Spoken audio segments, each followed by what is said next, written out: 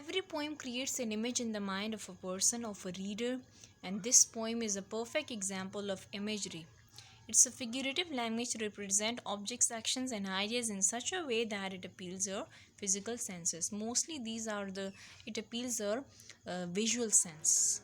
Imagine imaginary pictures that we draw in our mind. It actually is a concern with the imaginary pictures. Like in this poem, we may have different images in our minds. First of all, image of daffodils, then lakes, then trees, then river, then waves. All these objects which are discussed in this poem are creating image in our mind. So this was all about the figurative devices or figurative language which is used by the poet here in this poem. Now moving towards the stanza voice explanation. This is the picture of the daffodils. These are yellowish in color. You can see here in this image. Coming towards the first poem, first stanza, dear students, we have on page number 34, we are having pre-reading question. What is nature? What is nature? Everything that is in our surrounding is called nature. How do you enjoy the beauty of nature?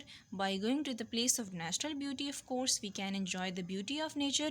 Would you like to visit a place of natural beauty? Of course, we would always like to visit a place of natural beauty, especially at this tough time. We would love to go to the place of natural beauty. Okay, starting from this first stanza, we have I wandered lonely as a cloud that floats on high o'er vales and hills.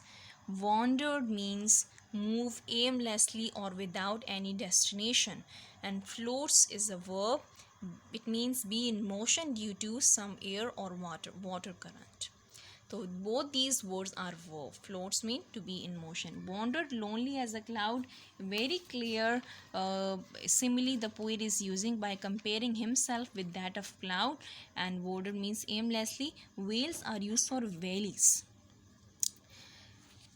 When all at once I saw a crowd. Saw a crowd means crowd is a group of people, and here the quality is being given to the group of daffodils. So definitely here we can say that the poet is using metaphor. A host of golden daffodils. Host mean receiver or a group of golden daffodils, but we can also say that they were acting like a host to the poet of golden daffodils. Golden mean they were having golden shine. Although they are yellowish in color, but they were having golden shine. Beside the lake, beneath the trees, fluttering and dancing in the breeze. Fluttering means move along rapidly and lightly. They were moving. For suppose I will simply show you this animation. What does fluttering?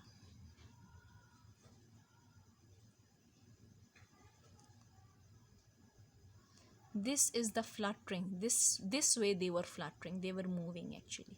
This is called the fluttering of daffodils.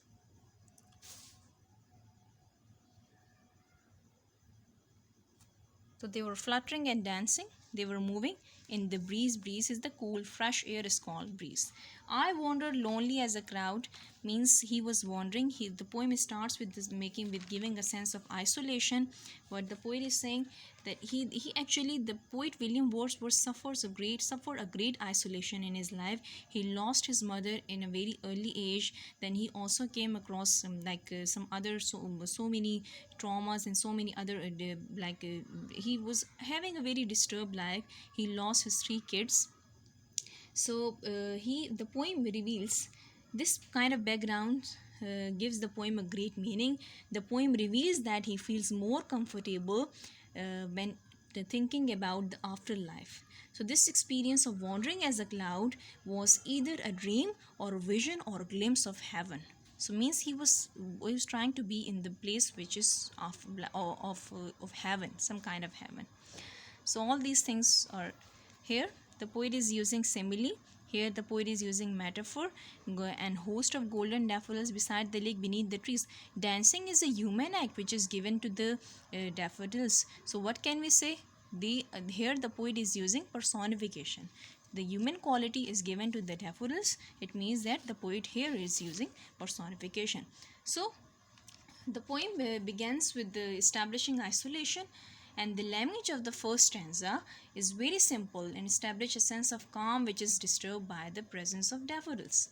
The poem is actually introducing an idea of loneliness in the first line of the stanza, but the speaker or the poet is not really alone at all. The speaker, in the presence of host of golden daffodils, whose delicate dancing in the wind has a long-lasting effect on the speaker's mind. This setup introduces a sense of togetherness between the humanity, which is the poet, and nature, which is the daffodils. Dancing of daffodils is referenced in every stanza and is actually the effect of the wind. But dancing, of course, is inherently joyful activity. Imagining the daffodils dancing definitely makes the speaker feel more alive by witnessing life in everything else. This is what we can say, that he was enjoying his mood began to change.